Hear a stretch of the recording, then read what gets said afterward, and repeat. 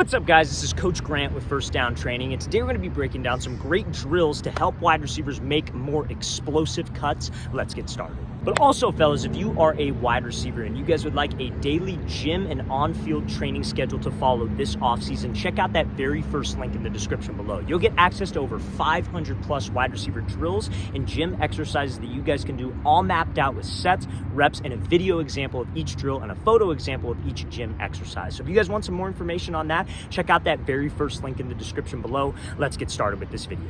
All right, guys, so why are explosive cuts important for a wide receiver? And that's because you need to be able to change direction while you are running full speed on your routes. Now, that's a much easier thing that's said than done, right? It's easy for me to sit here and say, hey, you want to run full speed to 10 yards, go put your foot in the ground or go drop your hips on a dime and get out of the break. That's very, very tough to do, and anybody that's ever played the wide receiver position knows that that's much easier said than done. But you need to be doing drills that are realistic, not the fancy-ass cone drills where we set up 100 cones out here, realistic game drills that are going to actually help you get better in full speed route situations, right? So that's what these drills are going to be for today. Now, this drill is going to work on your violent drop of your hips at the top of a route. So like, let's say I'm running a route like a comeback route. Like, let's say it's 15 yards coming back to 12. When I'm going up to 15, I need to make sure that I'm selling something called fade. I need to make sure that DB knows that I'm going full speed. I'm trying to run past him. I'm looking over his pass, over his outside shoulder, everything that I can do to get him to flip his hips, turn and run with me, and I break this thing down. Now, number one, what we have to do is we have to run hard. So I have to be running full speed.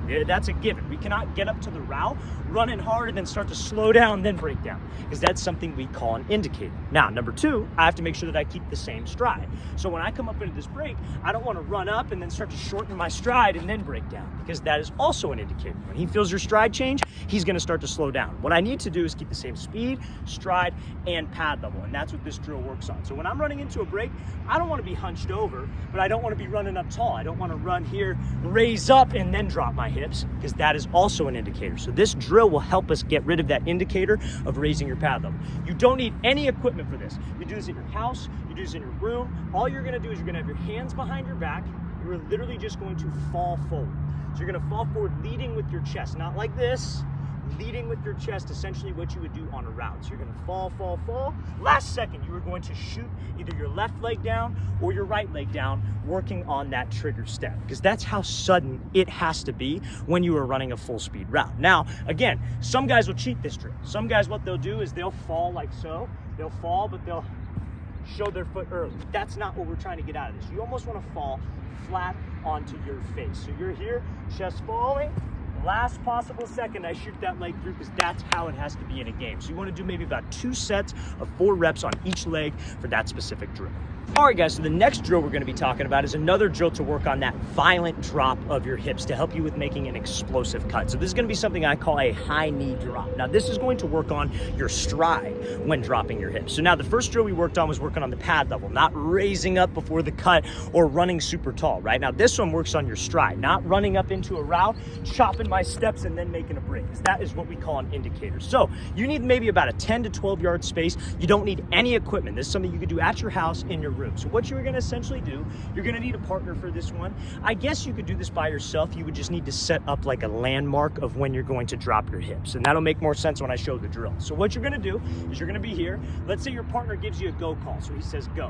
When he says go, you're going to come out in a high knee situation. Now, you got to make sure that we get our knees up. We cannot be doing this drill, and this is the mistake guys will make. They anticipate it. They'll do this. That doesn't force you to drop your hips. You need to be in a high knee position. So coming out, we're going high knees, get my knees up, then your partner's gonna give you a drop call, or you're gonna see a landmark where to drop. So when you see that landmark or hear the drop call, we're gonna drop, and we're gonna try to drop violently to that parallel or slightly below parallel position. We do not wanna break 90. You do not wanna do this and have a slow hip drop over here. Drop here. That's not the drill. It's got to be violent, because that violent drop is how we create energy and get a more explosive cut. So you want to do that for about 4 sets, 2 reps of the high knee drop. Pretend like somebody threw something at your head and you have to duck down, try to bring that chin to your knee and sit your butt down. So I'm going to show you how this drill is going to look full speed.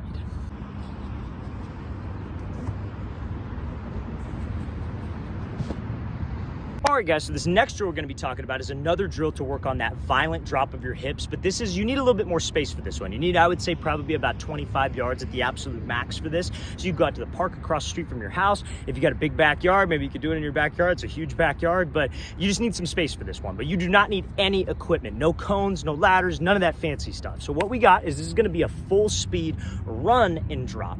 So the last example, the first drill was what? We fell and dropped to work on my pad level. The second drill was high knee drop. So we got the knees up to work on my stride and being able to change levels while I'm in that full stride position. Because when your knees are up in that high knee position, you have to come down, and that level change is how we slow ourselves down. This one is to work on that change of speed, which is one of those things that will get guys locked up. So many guys will run up to a route, they start to slow down and prepare for the hip drop. But when you prepare for the hip drop, the DB is prepared for the hip drop.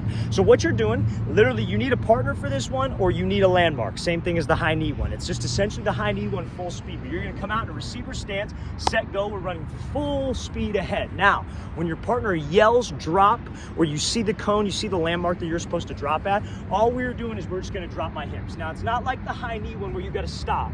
You can drop and take as many steps as you want, okay? But we're trying to focus on changing levels, having full stride, full speed, and good pad level. We're trying to put the whole thing together right now. We're not coming out, we're not running a break. All we're doing is dropping my hips and slowing myself down, okay? You wanna do, I would say, maybe about 6 reps of this. I'm gonna show you this drill is gonna look full speed. Again, running full speed as if we're running 100 yards downfield, and we have to slam those hips on as the brakes. All right, guys, so this next drill we're going to be talking about is to work on an explosive cut off the line using something we call like a crossover move. So like, let's say, for example, you got a DB who's lined up like, let's say he's inside shade press, right? So if he's inside shade press and you have to run a fade, we don't want to just take off and go run a fade because he's just going to wall me to the sideline, right? What I want to do is I want to be able to give a move that threatens him to the inside, but I need some explosion on this move to try to actually get him to move off of that platform. So this drill helps with that. Now, when we do that crossover step, before I explain the drill, I want to explain the reason why we're doing the drill. When you guys do this crossover, the move that's the most important is this inside cut. You've got to have some explosion to it. Now, to get some explosion to that cut, you need to be able to step with this first foot quickly, but inside of your frame. What a lot of guys will do is they'll go here, they'll step super wide, and they don't have any push, and that doesn't help them sell this move. So this drill is going to help with that. So what you're doing, you're going to start out on your left foot, and we're going to jump. You need a line. You can just use like kind of a pretend line in the ground too. You don't need a line on a field actually. But all we are doing is we're going to jump over the line. As soon as we land, we're going to push and throw a crossover. Now, the reason why we do that is because if you land too far on your jump and your feet get outside of your frame, that is going to make us not have an explosive move back to the inside. So if you go like this and you jump and you're really wide, which is what guys normally will do, you don't have any push to the inside, it's going to feel very awkward. So it forces you to have that first step of the crossover inside of your frame. So in a real game scenario, I'm inside my frame and I can go push to the inside. So again, remember, we jump over, push. And we're just doing that all the way down the line. I would say 5 reps on the left leg jumping, and then 5 reps on the right leg jumping, maybe about 4 to 5 sets.